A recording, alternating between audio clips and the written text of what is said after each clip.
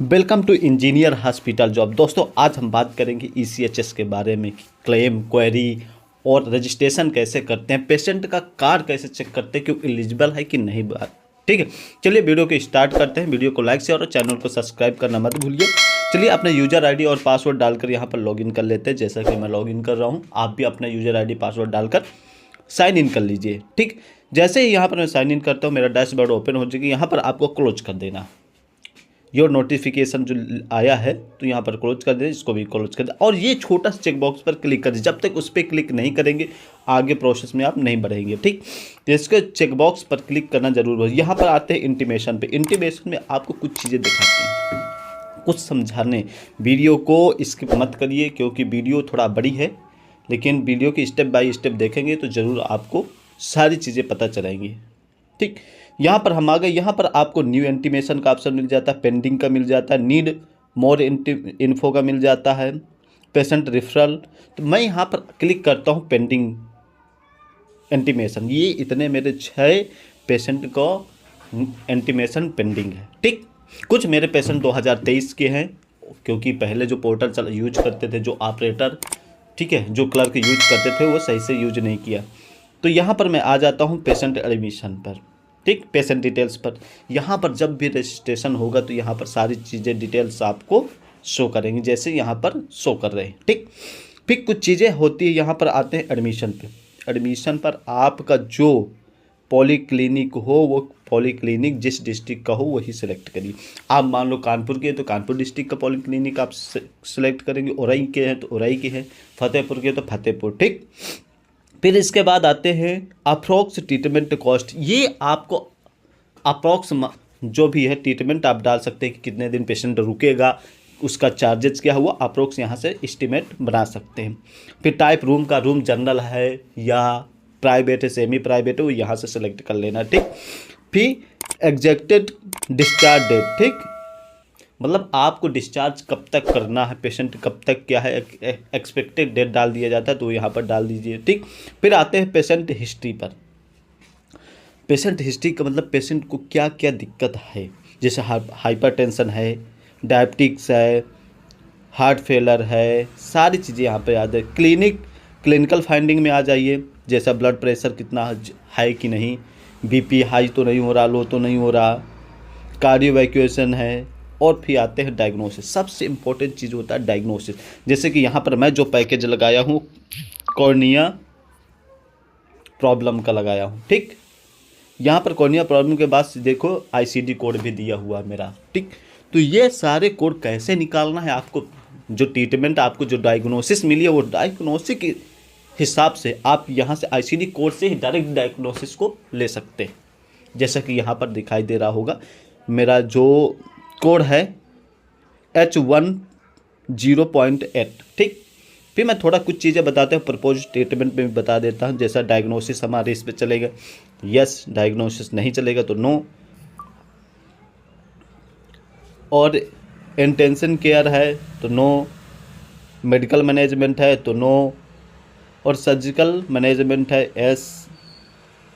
तो यहाँ पर अपलोडिंग की बात करें तो अपलोड में बहुत चीज़ें देखिए, डॉक्टर की certificate, emergency letter by hospital, ECHS card और अदर में भी बहुत सारे डॉक्यूमेंट को आप ऐड कर सकते हैं। ठीक, ये सारी चीज़ें आपको पता चल गई कि आपको पेशेंट को एडमिट कैसे करना है, क्या क्या चीज़ डालनी होती, वो सारी मैं एक पेशेंट का अपना उठा के आपको बता दिया। इसलिए लाइव प्रूफ आपको दिखा रहा हूँ। तो वीडियो को लाइक शेयर और चैनल को ज़रूर सब्सक्राइब कीजिए, जिससे आने वाली मेरी वीडियो आपके लिए बहुत यूजफुल होंगी। क्योंकि मेरा जो चैनल है उस चैनल पे आयुष्मान से रिलेटेड, ईसीएचएस, सीजीएचएस या मेडिकल से रिलेटेड सारी जानकारी यहाँ पर मिलेंगी। इसलिए चैनल को ज़रूर सब्सक्राइब कीजिए। ठीक है, यहाँ ये चीज़ें आपको पता चल गया होगा। मैं आपको डॉक्यूमेंट भी कैसे बनाना है वो चीज़ें भी बताऊँ, जैसे इमरजेंसी लेटर कैसे बनाया जाता है, क्या क्या सावधानियाँ रखना है, वो चीज़ें सारी मैं आपको बताऊँगा। ठीक, फिर इसके बाद आते हैं कुछ और ऑप्शन के बारे में। बिल प्रोसेसिंग में बात करते हैं, न्यू आईपी सबमिशन होता है, डायरेक्ट ओपीडी होता है, पेंडिंग सबमिशन भी होता है। ठीक, फिर इसके बाद और कुछ चीज़ें मैं आपको बता दें, बहुत ही इंपॉर्टेंट चीज़ें। वो क्या है, यहाँ पर क्लेम क्वेरी के बारे में बता देते हैं। यहाँ पर आपको क्लेम आईडी नंबर डालना, डालने के बाद सर्च करेंगे, सर्च करने के बाद आपको ये आ जाएगा, यहाँ पर क्लिक करना है। आपको क्लेम आईडी पर क्लिक करते ही ये सारी डिटेल है आपको यहाँ भी उसी चीज़ सेम शो करेंगी जैसा कि वहाँ पे शो कर रहा है, ठीक। जैसा कि यहाँ पर मेरा डायग्नोसिस भी शो कर रहा है, ये सारी चीज़ें आपको यहाँ पर शो करेंगी, ठीक। तो मैं पर आपको कुछ चीज़ें पता चली तो मैं आपको सारे डॉक्यूमेंट्स एक एक आपको क्लियर बताऊंगा भी, कैसे अपलोड भी करना है, डॉक्यूमेंट प्रिपेयर कैसे करना है, कौन कौन सी इन्वेस्टिगेशन लगाना, किस ट्रीटमेंट के हिसाब से कौन सा पैकेज लगाना, वो सारी चीज़ें आप मुझसे इसी कमेंट में भी पूछ सकते हैं। अगर जो चीज़ ना समझ में आप मुझे कमेंट करिए, उसका रिप्लाई आपको तुरंत मिलेगा, ठीक। तो ये चीज़ें आपको पता होना चाहिए। फिर आते हैं क्लेम क्वेरी स्टेटस की ही कुछ चीज़ें, और लास्ट में होता है कार्ड हिस्ट्री। कार्ड हिस्ट्री में ये पता चलता है कि उस बंदे ने, जो पेशेंट है, वो कहाँ कहाँ पर ट्रीटमेंट करवाया है, तो उस सारे हॉस्पिटलों का यहाँ पे नाम शो करेगा और कौन कौन सा डायग्नोस लगा हुआ ये भी है। जैसा कि यहाँ पर क्लेम आईडी हो गई, मेरा पेशेंट का नाम हो गया, रिलेशन हो गया, किस पेशेंट का रिलेशन क्या है, ठीक है। फिर इसके बाद एलिजमेंट दिया हुआ है, कौन कौन सा डायग्नोसिस चला है, ये सारी चीज़ें यहाँ पर आपको दिखाई दे रही, ठीक। आपको इस तरह वीडियो पर कोई नहीं बता पाएगा, कोई नहीं समझा पाएगा, ठीक। इसलिए मैं आपके लिए एक बेहतरीन वीडियो बना के लाया। यूट्यूब पे आप चाहे जितना सर्च कर ली, इससे बेहतर अगर वीडियो कोई मिल जाए तो आप बताइएगा, ठीक। ये चीज़ पता चल गया। इसके बाद हम बात करते हैं और कुछ इम्पोर्टेंट चीज़ है जो आपको वीडियो के लास्ट में बताऊंगा। तो वीडियो को ज़रूर शेयर करिए, लाइक करिए, जिससे मेरी आने वाली वीडियो आपको पहले ही नोटिफिकेशन मिल जाए, ठीक। फिर इसके बाद आते हैं न्यू इंटीमेशन। दोस्तों यहीं से आपका मेन प्रोसेस चलता है कि आपको कार्ड कैसे चेक करना है, ठीक। यहाँ पर मैं सब कुछ पहले कट कर देता हूँ। CDA क्वेरी में आके, CDA क्वेरी मैंने देखना था CDA क्वेरी पर क्या चीज़ है आपको बताने लायक, ठीक। तो यहाँ पर मैंने क्लेम आईडी एक, यहाँ पर क्लेम क्वेरी में ही एक चीज़ और बताना चाहता हूँ।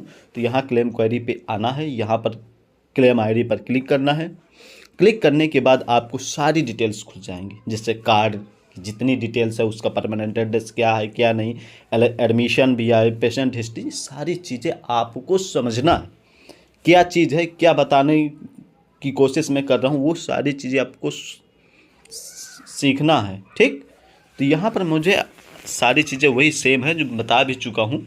तो मैं जो बताने वाला हूँ कि जब पेशेंट आता है, ठीक है, जब पेशेंट आएगा तो सबसे पहले उसका कार्ड वेरीफाई करिए, ठीक। पेशेंट आया, उसका आधार कार्ड लो और कार्ड लो, और नहीं तो सिर्फ आपको ECHS कार्ड ले लेना। कार्ड लेने के बाद आपको उस कार्ड को चेक करना है कि वो एलिजिबल है ट्रीटमेंट के लिए कि नहीं, कि जिस हॉस्पिटल में वो गया है उस हॉस्पिटल में उस पेशेंट का ट्रीटमेंट होगा, ये कार्ड सही है या रिजेक्ट है। कभी कभी बाई चांस होता है कार्ड एक्सपायर हो जाते हैं, बहुत मैंने देखा अपने कैरियर पे, मैंने बहुत सारे कार्ड देख लिया। पेशेंट नाइट पे आता है, कभी वो उस रीजन पे आता है, तो कार्ड कभी एक्सपायर होता है, कभी पेंडिंग होता है, कभी कुछ होता है। तो वो सारी चीज़ें आप फेस न करें। बाद में पता चले कि वो भाई जो ECHS कार्ड होल्डर वो आर्मी वाले होते हैं, ठीक है, तो उनसे ज़्यादा बहस भी आप नहीं कर सकते। इसलिए सारी सावधानियाँ हैं। इसलिए पेशेंट का सबसे पहले आप चेक करिए कार्ड। वो कार्ड कैसे चेक करना मैं इसी वीडियो पे आपको लास्ट पे बता दूंगा कि कैसे चेक करना और कहाँ से चेक होगा।